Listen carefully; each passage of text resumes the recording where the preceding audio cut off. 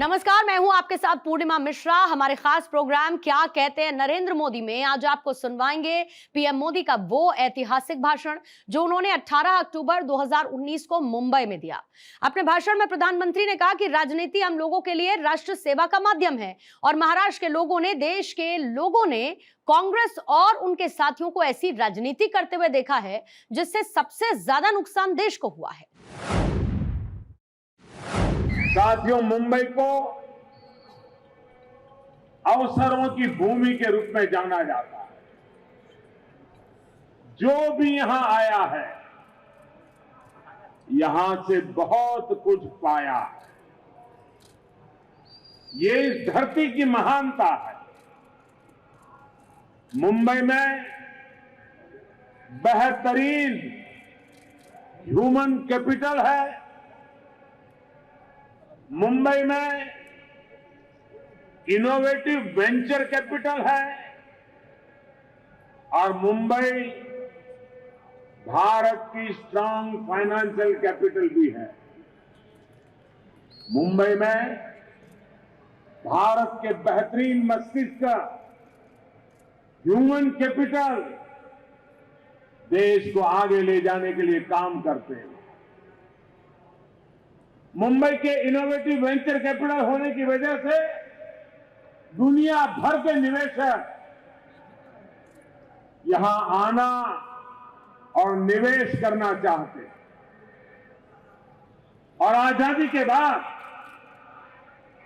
मुंबई भारत की financial capital भी है। जब ये तीनों कैपिटल आपस में जुड़ती है तो अभूतपूर्व शक्ति का निर्माण होता है। ये शक्ति को मजबूत करने का काम पिछले 5 साल में महायुति की सरकार ने, देवेंद्र जी की सरकार ने किया। वरना याद करिए पहले क्या स्थिति थी। कांग्रेस एनसीपी के शासन में मुंबई के विकास से ज्यादा, यहां के इंफ्रास्ट्रक्चर से ज्यादा मंत्रालय के स्ट्रक्चर पर फोकस होता था।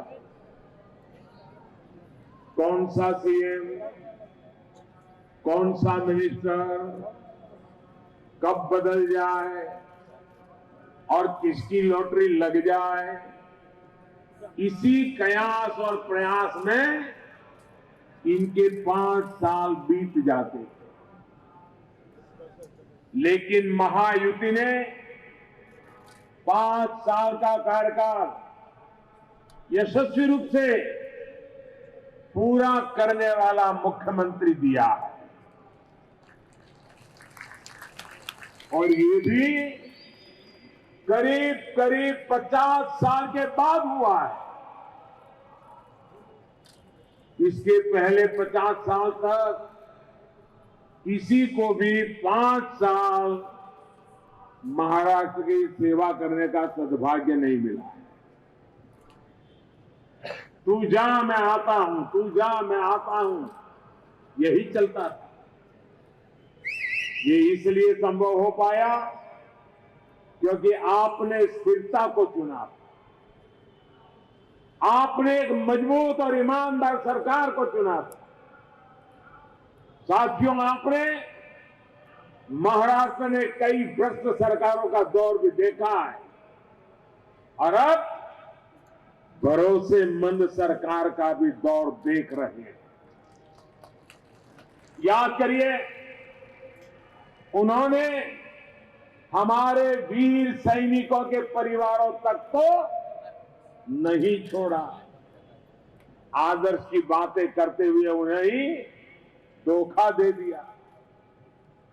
इन भ्रष्ट सरकार के तरीके भी भ्रष्टतम रहे। परियोजनाओं को लटकाकर उनसे पैसा निचोड़ा, मुद्दा बनाकर लोगों को भरमाया। वहीं फडणवीस जी की ईमानदार और भरोसेमंद सरकार महाराष्ट्र के विकास से जुड़ी परियोजनाओं को गति दे रही है ताकि आप लोगों को सुविधाएं जल्द से जल्द मिले, आपकी ईज ऑफ लिविंग बढ़े। साथियों, पहले की भ्रष्ट सरकार भ्रष्टाचारियों के सपनों को पूरा करने के लिए काम करती, नई योजनाओं के नाम पर, किसानों को सिंचाई के नाम पर इन लोगों ने महाराष्ट्र को घोटालों से सींच दिया था। आज आपकी भरोसेमंद सरकार लोगों के सपनों को पूरा करने के लिए काम करती है। पिछले 5 वर्ष में हम पर, चाहे केंद्र सरकार हो या राज्य सरकार हो, भ्रष्टाचार का एक भी दाग नहीं लगा है। शेतकरी से लेकर स्टार्टअप तक के हर सपने को पूरा किया जा रहा है। अधिकतर सेवाएं ऑनलाइन हो गई हैं और भ्रष्टाचार कम होता चला जा रहा है। साथियों, यही फर्क सरकार में होता है, संस्कार में होता है। कांग्रेस ने जो सरकारें इस देश में चलाई, उनकी सोच जनता को कंट्रोल करने की रही, जनता को सरकारों पर आश्रित करने की रही, जबकि भाजपा महायुति की राजनीति ने उसके मूल में जन भागीदारी है, जन सशक्तिकरण है। हम गरीबों के लिए सेवा भाव से, सेवक के भाव से काम करते हैं और उन्हें गरीबी से लड़ने के लिए सशक्त बनाते हैं। इसी सोच के साथ अपना पक्का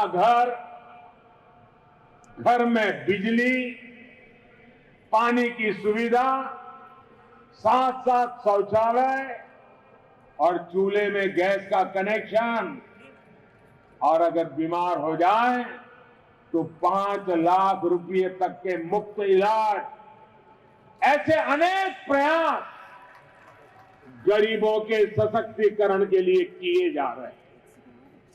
भाई और बहनों, मैं मानता हूं गरीबी के खिलाफ लड़ाई में जॉब क्रिएटर्स का रोल अहम है। हम हर उस व्यक्ति का सम्मान करते हैं जो अपने लिए और दूसरों के लिए रोजगार पैदा करता है। आज जॉब क्रिएटर्स का सम्मान करने वालों की सरकार है और इसलिए हम रेड टेपिज्म को कम कर रहे हैं और रेड टेपिज्म नहीं, रेड कारपेट के कल्चर को हम बढ़ावा दे रहे हैं। वरना वो सरकारें भी रही है जब लाइसेंस परमिट राज के साथ जॉब क्रिएटर्स को कुचला जाता था। इसी कड़ी में अब हम फेसलेस टैक्स असेसमेंट की आधुनिक व्यवस्था की तरफ बढ़ रहे हैं, यानी एक ऐसी व्यवस्था जो लोगों को भय से मुक्त करेगी, उन पर आवश्यक दबाव नहीं बनाएगी और पूरा जोर इस बात पर होगा कि ईमानदार टैक्स पेयर कभी भी परेशान न हो। पिछले कई दशकों से टैक्स असेसमेंट से जुड़ी जो व्यवस्था चली आ रही थी, वो आने वाले समय में हम बदलने जा रहे हैं। साथियों, आज हम लोग जब से आए हैं, हम ही हैं जिन्होंने एंजल टैक्स खत्म किया, और एक वो भी थे जिन्होंने एंजल टैक्स लगाया था। एक हम है जो भारत में कॉर्पोरेट टैक्स को दुनिया के अनुकूल बना रहे हैं।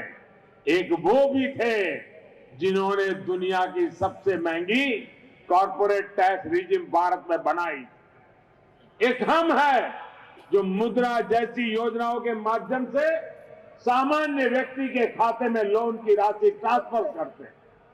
एक वो भी थे जिन्होंने फोन बैंकिंग से बेईमान और लालची लोगों के बैंक खातों में बैंकों का लाखों करोड़ रुपया डलवा दिया।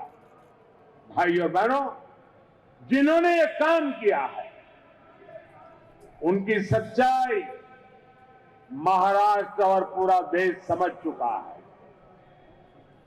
10 साल तक जिन्होंने भारत की अर्थव्यवस्था, बैंकिंग व्यवस्था को बर्बाद किया है,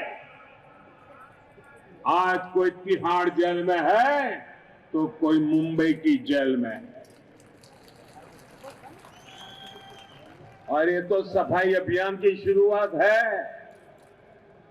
आगे तेज काम होने वाला है।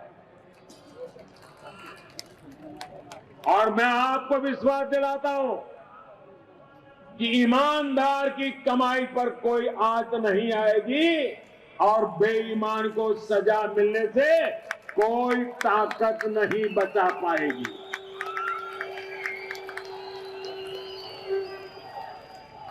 भाई और बहनों, ये हमारी सरकार के काम करने का तरीका।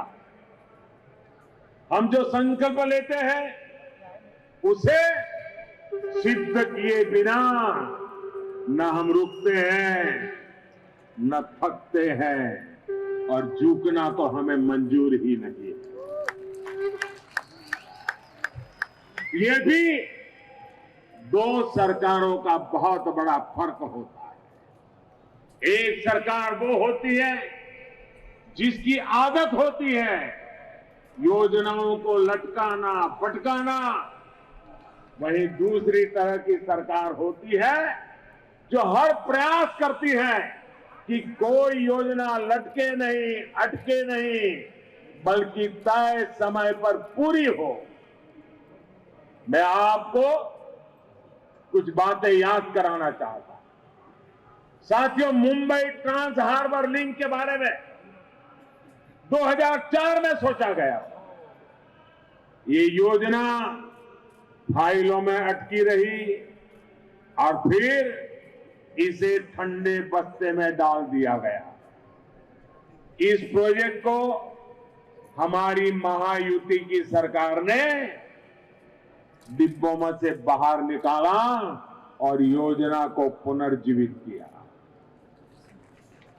2016 में इसकी आधारशिला रखी गई और अगले कुछ ही वर्षों में ये काम पूरा भी हो जाएगा।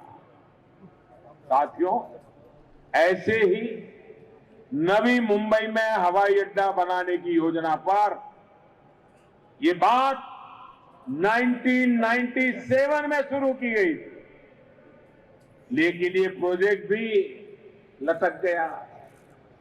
केंद्र और राज्य में महायुति की सरकार के प्रयास के कारण ये प्रोजेक्ट अब जमीन पर उतर रहा है। एक और उदाहरण मैं आपको देता हूं। मुंबई में मेट्रो बनाने का प्रस्ताव 1997 में रखा गया, लेकिन मुंबई मेट्रो की नींव समय बीतता गया, बीतता गया, बीतता गया, 2006 तक बात पहुंची और वर्ष 2013-14 तक केवल एक सिंगल लाइन खोली गई।